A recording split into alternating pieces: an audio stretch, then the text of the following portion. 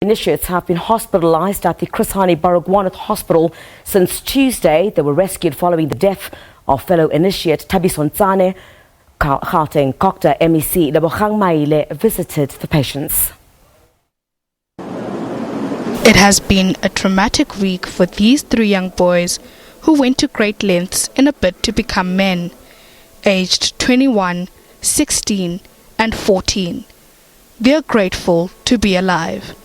Their fellow initiate, Thabiso Ntsane, died at the age of 23.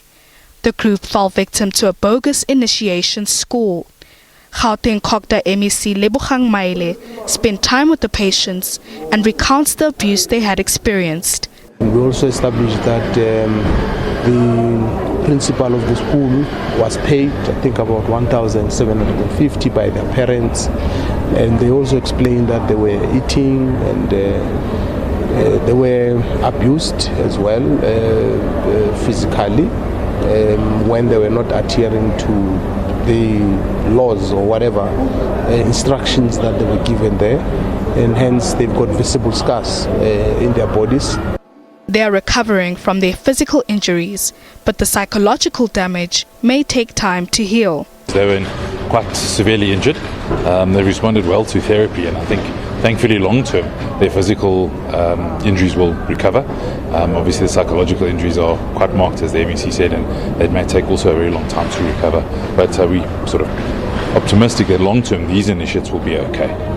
Maile says the school's principal was found with an illegal certificate that dates back to 2016.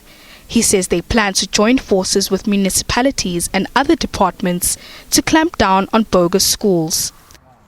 We want to call on the citizens to cooperate with the law enforcement agencies and to alert the authorities if they suspect anything.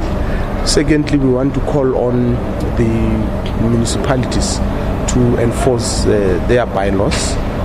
Thirdly, we would work with the provincial team that is constituted by Department of Health, Community Safety, Cooperative Governance, and the two recognized chiefs, including Contralesa, which is responsible for the monitoring of these initiation schools. Meanwhile, Police Minister Begigele says merely shutting down schools is not sufficient to decrease the number of fatalities. The people that do this thing, either legally or illegally, they'll have to help us to tighten the law and make sure that those people are not just, or the schools are not just closed, but the people are arrested and charged for murder, not any other thing.